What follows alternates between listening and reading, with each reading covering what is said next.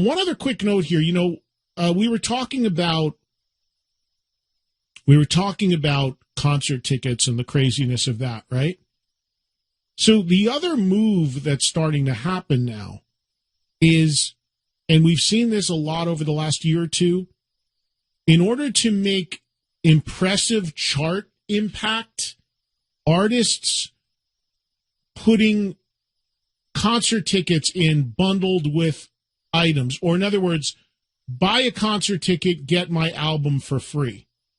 The CD or the download being given away is essentially a lost leader, a throw-in into the purchase of a concert ticket or a T-shirt bundle or something along those lines.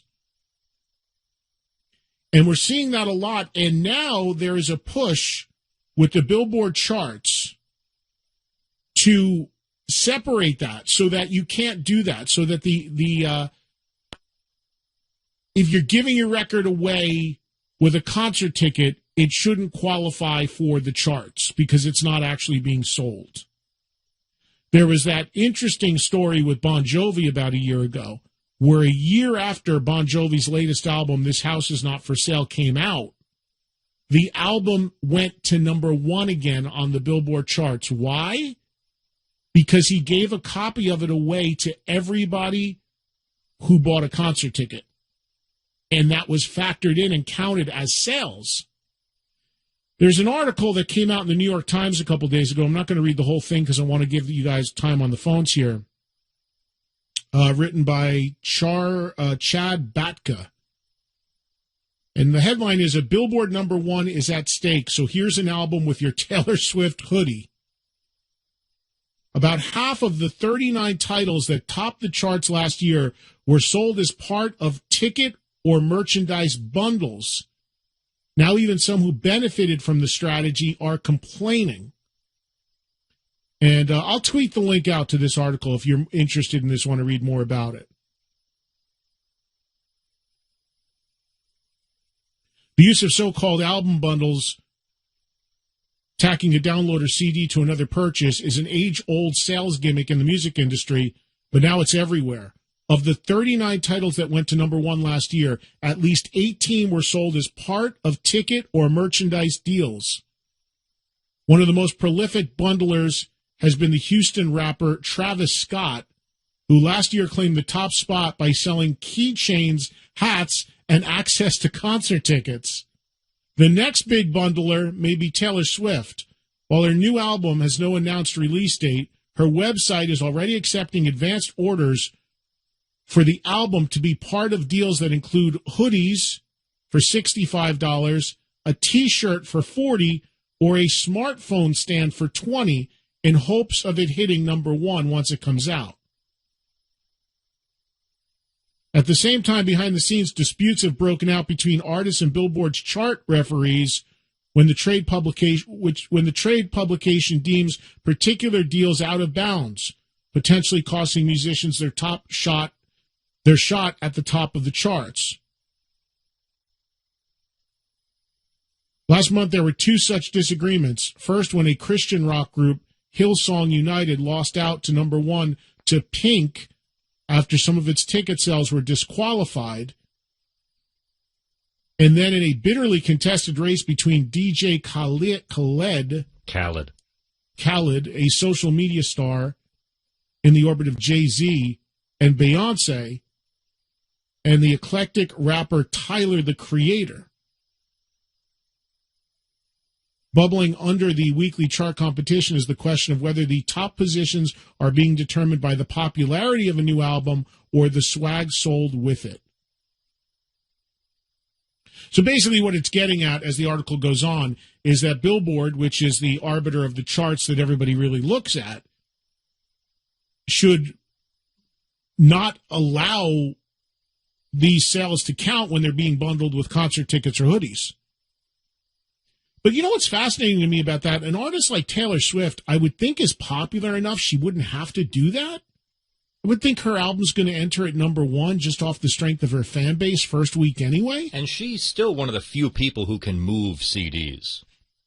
Yeah, I mean, they can certainly still sell some physical product here, which is what this is about too, because and in that way, I'm all for it, because I'm all about physical, being whether it be CD, vinyl, whatever your trip is, and that is a way to keep that stuff out there and put it in the hands of people that they can see packaging and artwork and liner notes and what have you.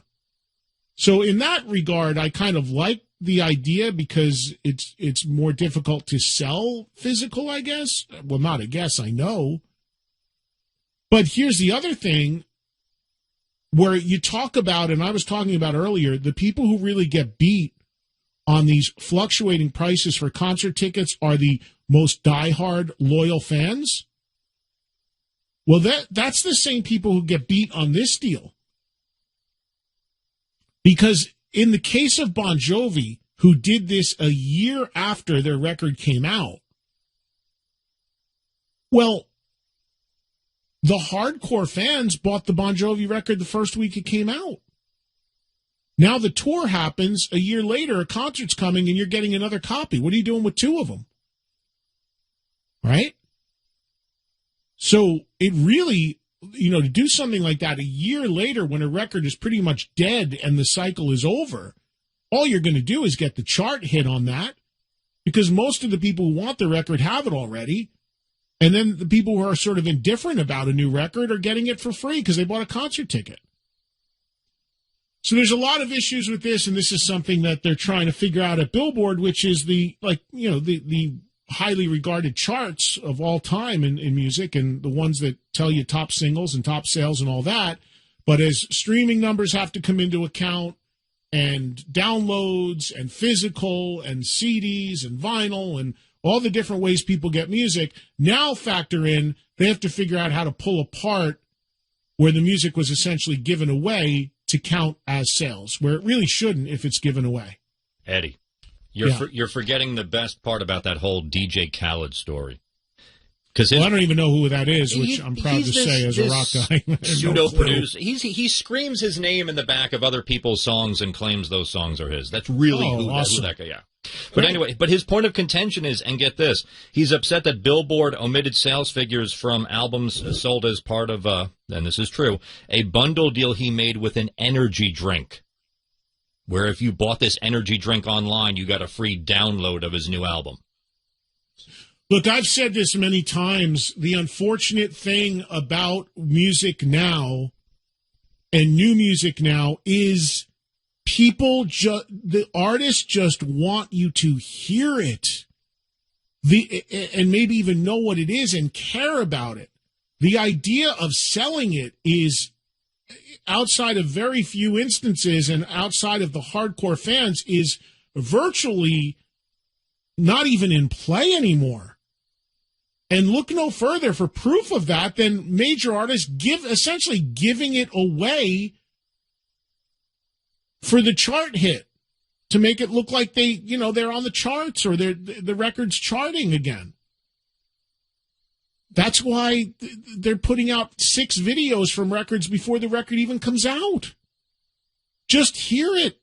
Forget about trying to buy it. It's a lost leader, because if you hear it, you get excited about it. Oh, then maybe you'll come to the concert. And that's where we'll make our money on you, with the VIPs and the T-shirts and the tickets. It's an ever-evolving, changing world in the way we are getting our music, that's for sure. And the way it's being calculated, and what is really some smoke and mirrors going on at all levels as well, which, again, as I've said earlier in this show, is not by any means unique in this business.